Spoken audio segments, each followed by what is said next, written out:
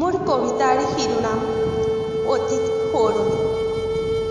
লিপিকাৰ আদিম পুৱাতেই সবিতাৰ হেঙুলীয়া কিৰণ খালি চোতালৰ দুবৰিত বহি হঠাৎ তোমালৈ মনত পৰিল।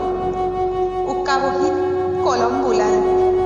নাজানো চিঠিখন পাই তোমাৰ মনত কেনে প্ৰতিক্ৰিয়া হয়। ভয় লাগিছে জানোচা, বহুদিনৰ বিৰতিৰ পাছত মোৰ ভাটৌ বুলিয়া খবৰ লৈ বলিয়াৰ বলিয়ালি বুলি তুমি দলিয়াই পেলোৱা। পিছে বিশ্বাস কৰা, এয়া বলিয়ালি নহয়, মোৰ হৃদয়ৰ আহ্বান। আৰু বগা কাগজত নীলা চিয়াহীৰে যেন মোৰ হৃদয়ৰ ক্ষুদ্ৰ তেজৰ কণিকা। তাৰ বাবে লাজ মান শংকা সকলো কাটি কৰি থৈ মই এই পত্ৰখনি লিখিলোঁ। তাক জানো তুমি অতি আদৰেৰে ল'বা পোৱালি।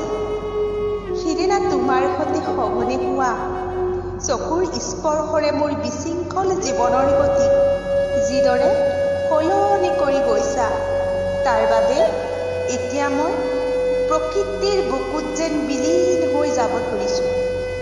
এইকেইদিন তোমাৰ অনুপস্থিতিত সকলোতে মাথো অন্ধকাৰ দেখিছোঁ। প্ৰকৃতিৰ সকলো সৌন্দৰ্যই যেন মোক আমনি কৰিছে। যোৱা নিশা অকলশৰে চোতালত বহি থাকোঁতেই হঠাৎ জোনৰ কোমল পোহৰত তোমাৰ প্ৰতিচ্ছবি মোৰ চকুৰ আগত ভাহি উঠিল। তাৰ বাবে এতিয়া মই মনৰ দুখত পুৰি মৰিছোঁ। মই আজি নিৰুপায় অসহায় হৈ পৰিছোঁ। সেয়েহে তোমাক জনাইছোঁ মোৰ হৃদয়ৰ আকুল আবেদন। ধন্যবাদ।